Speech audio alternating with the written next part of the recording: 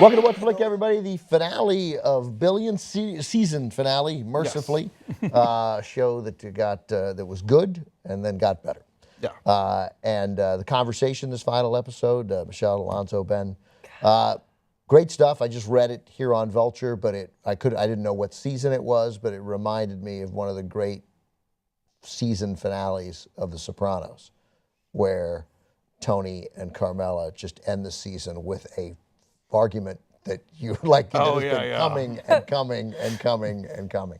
So anyway, thoughts? Well, that was really the first time I felt like we saw them go fully head to head, because they've been around other people before and it's been very contained in terms of their fight. It's like their third scene together. Yeah, exactly. Yeah, you're right. Over the course of the whole thing. Third or three or four, yeah. It was such a powerhouse scene. They were both so incredible. I loved it. And I felt so bad for Maggie in this episode. Oh my God.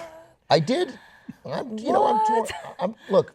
So let's get. I love these ethical dilemmas, right? Because she has every reason to be livid, right? Beyond livid. Trust has been broken. I mean, you might want to think when you're a therapist about password protecting your notes about therapy, but nonetheless, that's reasonable. Yeah. That's a complaint that Axe can make to her. Yeah. Right. Yeah. That's not. I think Bob Newhart was telling Suzanne Plachette stuff all the time. Right. He just wasn't using names. But. And she ended up making the right call. But when she showed back up at Bobby's office, like, he's also not wrong. And I want them to have another conversation, because his stress levels and his admission about going to the S&M place. Oh, yeah. Right, that was an honest human moment. I don't think she should have been mad at him for that, but it's the wrong time to expect someone to be understanding in that moment. Yeah. But they are criminals. She has been co-opted completely by them. And so for her not to recognize that and then to show back up with Axe, but she ended up doing the right thing. She just stole $5 million from him and then walked out. But I got the feeling that, hey, I don't think you're quite getting it. And her reaction after having Axe present her with the blackmail materials should have been like, oh my God, how right was my husband? This is only a seriously awful person would do this. Yeah, no, I totally agree with you that he was right about that. Like, absolutely. And I also thought if I was her, I would still probably want him out. Right. Because of the reading the notes at that moment, who knows what will happen. But she also respected him. She deleted that sound bit that could have absolutely ruined his career. I guess it's on the cloud. For me, it's just that their hate is coming through her so intensely. So not that I don't agree that both sides were actually being pretty fair. I thought Paul Giamatti was pretty fair to her, and I thought that what he said is totally true, and I think she knows it. But I think that she's known it, or that they should have had this conversation before. Like, totally. Like, it seems to me, we've been saying the whole time, like, how can she keep this job? It's clearly untenable, this position between the two of them. And so that it took this much for them to finally have the conversation where he says to her, you're working with criminals and they're making you one of them. Yeah. Yes, but it's like, would I think they would have had that conversation earlier? Maybe? Yeah, because... I mean, I think they were trying to sort of give each other this safe space and think things without saying them to each other, and I guess it would take something like this to get them to a boiling point. It's arguable. And as I said before, maybe this makes me a sexist, right? But I think it just makes me respect the office of the state's attorney more than her job.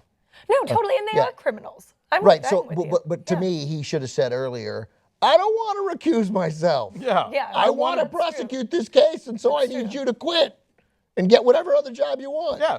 Any of the other tons of high-paying jobs that you could get as a therapist that don't involve working for this guy who I want to nail because he is bad news. Right. Yeah. You know. And I do think he even said that to her. I do think he said early on, like, this is going to get bad. He is a criminal. He did. I just think he should have insisted. Yeah. So anyway, I didn't find him.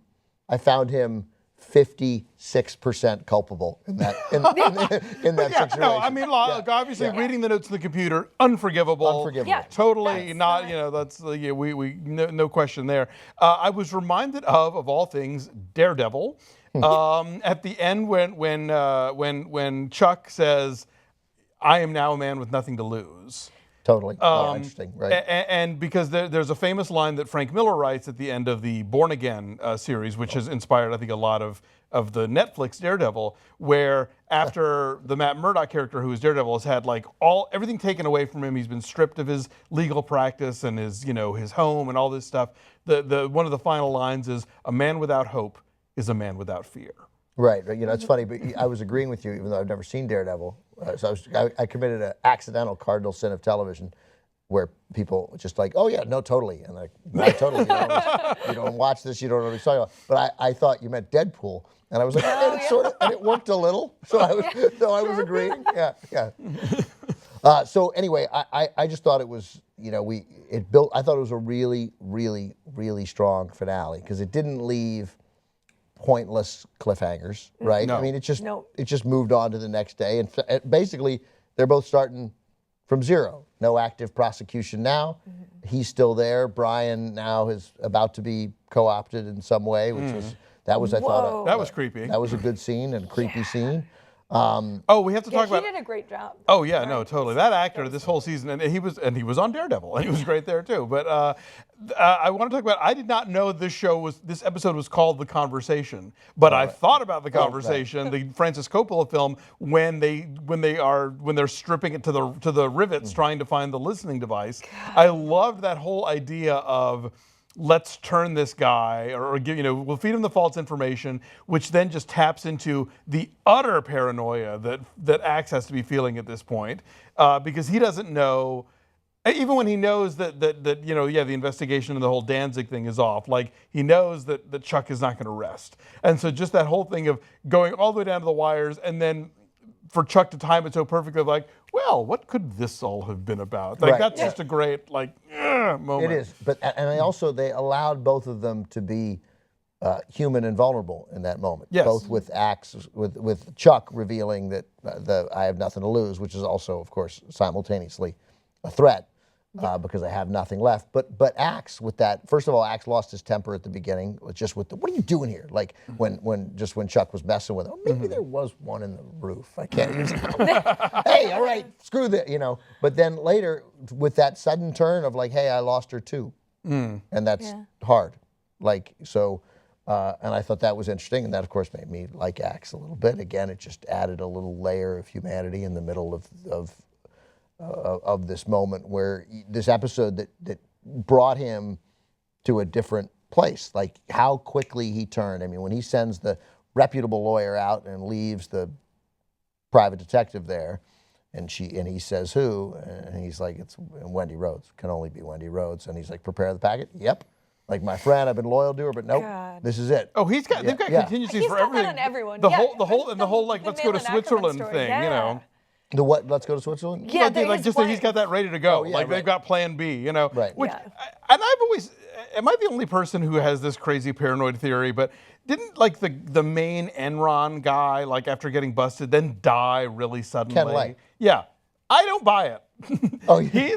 He's in Venezuela or Switzerland or somewhere. That guy's not dead because he died too conveniently quick after all that shit went down. It was very convenient. Doesn't surprise me. So yeah, but I love how that's all the contingencies are ready to go. Wendy betrayed me. We need to leave the country. Like initiate protocol 16B. It's all prepped and ready. So here's one thing I didn't understand. I hope you guys can help me, because Chuck mentioned that when he goes to see Condola Rashad, I'm getting her name wrong, the black woman having the affair with Brian. Right. Yes. By far his smartest lawyer. Oh, so he goes to see her because he's like, okay, you saw in the other woman, you knew she was, what did you see? And she's pissed, right? Because they're all pissed at Chuck at this point because they've all heard, probably. And he instantly, he doesn't care. He uses, I love that part of him. Like, look, we can grovel in the pot, and I got it. You're mad at me. You should be mad at me. Let's use your energy. Let's use your hatred of me. But what made him think there was a spy? Because Bobby knew too quickly, but Bobby knew from the cops, right? It wasn't the spy. Well, and I think it was their how he found out and was ahead of him at every turn. Yeah, there had been a few cases over the season. Okay, so it was cumulative. Yeah. But I do think that, what would you assume? You would assume it was in your office. Even if it was that cop, he may find out about that later. Right. But, ferreting out the person But in he the office makes continually so much thinking sense. that Bobby was a step ahead of them. Yeah, Right. And obviously every time. Danny, Donnie. Oh, and the cheeseburger scene was amazing. The cheeseburger scene. That so guy, good. that guy's so good. I love that actor. Who has he been in stuff? No, I don't recall him, and you'd recall Holy him or goodness. if he had that hair. And Yeah, Yeah, you would he had that stand out. You'd remember the Frederick Douglass hair. What I think is so great about this show is that it constantly dares you to root for either of its protagonists. That's right. That's right. Because they will let you down eventually. At some point, they will make some turn where you're like, oh, yeah, no, you really are awful, aren't you? And so but at the same time, it's not I don't feel like this is a show that is sort of drenched in cynicism and sort of assumes the worst about everybody and that the world always has to be terrible. But it has no illusions over the fact that, as I think it was Damon Albarn once said, like, cunts are still running the world, and so that's what we get in this show. And so, the power plays and all the stuff that plays out, on the one hand, you're interested to see who's going to prevail over the other one, but you can't really favor one over the other because they're both awful. Yeah, Yeah, it is constantly a challenge. Yes. Yeah, if you push either of those viewpoints to an extreme, I think that's the challenge. Like if you push this free capital or the extreme government too far, you're not. But then Maggie is kind of a neutral character, and you still don't end up fully siding with her because she's someone who's like playing by the rules and doing what she's supposed to do for her job. And I still don't always. She at least has, with I think, a more tuned sense of ethics. Absolutely, But she it's hard to root for a character who walks out of Soul Cycle and gets handed the keys to a Maserati. Yeah, exactly. That's the thing. I don't think there's anyone who you're just like, oh, this is the good guy. Even Laura, where you sort of appreciate her kind of up from the mean streets of Bayonne or wherever it is she's from, and how fiercely loyal she is. I mean, all those things I admire about her, but she's also kind of terrible. Oh yeah. I think the one thing that I do want more of in season 2 is Laura is trying so hard to keep her kids from being spoiled shits. And Axe undoes that at every turn. Like when she tries to make them wrap Christmas presents, when she tries to send them to go camping, or like to eat stuff that isn't all, prepared by the fancy chef. Like Axe will kind of come in and be like, don't worry about it, Yeah. And so that I want to see where that conflict goes as this show continues. Yeah, he's definitely undermining her parenting Oh, choices no kidding, a lot. yeah. Yeah. He can't help noticed it.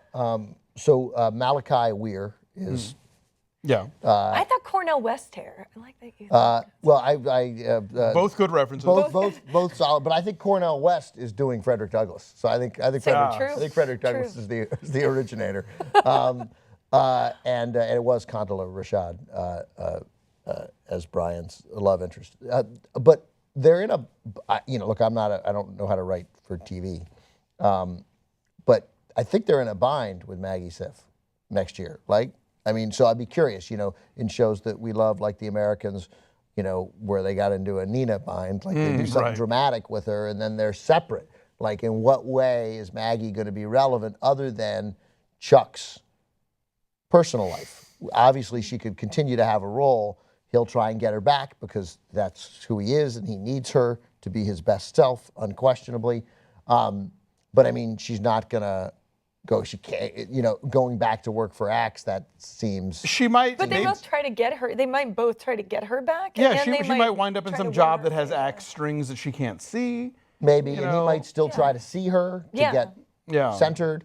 I guess it's going to be tricky. All I'm saying is that they're in a spot they have their work cut out for them, but on her, it's not and obviously impossible. Maggie Schiff's such an enormously valuable part of that cast. I hope they find the cast's so great. And we have later this week we're going to have a member of the cast here, right? That's the plan. Knock wood. So if that happens, check back on Thursday. We're excited about that. Obviously, it's Dollar Bill. It's the only one we can get. If it works out, I'm not making any promises. Dollar Bill and Pastor Tim. Okay, guys, great season, great stuff. Really felt for the first time in a while that feeling I feel at the end of The Americans and Game of Thrones, maybe Breaking Bad. Sometimes now when a show ends that we're doing, I'm a little relieved. Sure, yeah, just one to take off the list. That anymore. But here, halfway through, I was like, no, it's going to be 40 weeks. It's going to be 40 weeks. They nailed it. Brian Koppelman, great work. Just really, really good work. And a different world than we've seen. on television. Yeah. It definitely leaves me just, again, with you're right. How do they work Maggie Siff back into it? But just in general, like, where do these characters go and how does this story evolve? I'm dying to see where it goes. So excited. Thanks, guys.